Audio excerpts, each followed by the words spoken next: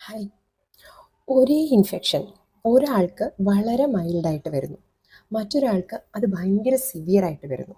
അതെന്തുകൊണ്ടാണ് എന്ന് എപ്പോഴെങ്കിലും നിങ്ങൾ ചിന്തിച്ചിട്ടുണ്ടോ?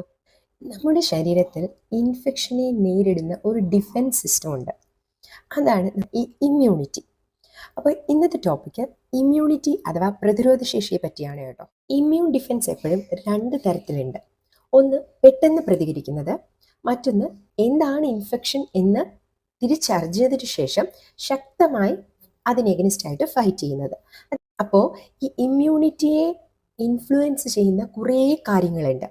അപ്പോൾ ആ കാര്യങ്ങളെ ബേസ് ചെയ്തിട്ടായിരിക്കും ഒരാളുടെ ഇമ്മ്യൂണിറ്റി എത്രത്തോളം സ്ട്രോങ് ആണ് എന്ന് നമ്മൾ പറയുന്നത്. അവ ഏതൊക്കെയാണെന്ന് വെച്ചാൽ, ഒന്ന് പ്രായം വളരെ ഇമ്പോർട്ടൻ്റ് ആണ് കേട്ടോ. കുഞ്ഞു കുട്ടികളെയും 5 വയസ്സ് താഴെയുള്ള കുഞ്ഞു കുട്ടികളെയും 60 വയസ്സ് മുകളിലുള്ളവരെയും സംബന്ധിച്ച് നോക്കുമ്പോൾ ഇതിൻ്റെ ഇടയിലുള്ളവർക്ക് ഇമ്മ്യൂണിറ്റി കുറച്ചും കൂടെ ബെറ്ററാണ്. പ്രായമായവർക്കും ചെറിയ കുട്ടികൾക്കും ഇമ്മ്യൂണിറ്റി കുറവാണ്. അപ്പോൾ അതുകൊണ്ടാണ് പ്രായം മാറ്റർ ചെയ്യുന്നത്. മറ്റൊന്ന് ജനിതകമായ കാര്യങ്ങൾ, വേറൊന്ന് നമ്മൾ എപ്പോഴും ആശ്രയിക്കുന്ന ഭക്ഷണം, ഉറക്കം, പിന്നെ മറ്റൊന്ന് ഇപ്പോൾ ഒഴിച്ചുകൂടാൻ പറ്റാതെ എല്ലാവരുടെയും കൂടെ ഉള്ളൊരു കാര്യമാണ് സ്ട്രെസ്സ്. ഈ സ്ട്രെസ്സൊക്കെ വരുമ്പോൾ നമ്മുടെ ഇമ്മ്യൂണിറ്റി നന്നായിട്ട് കുറയും.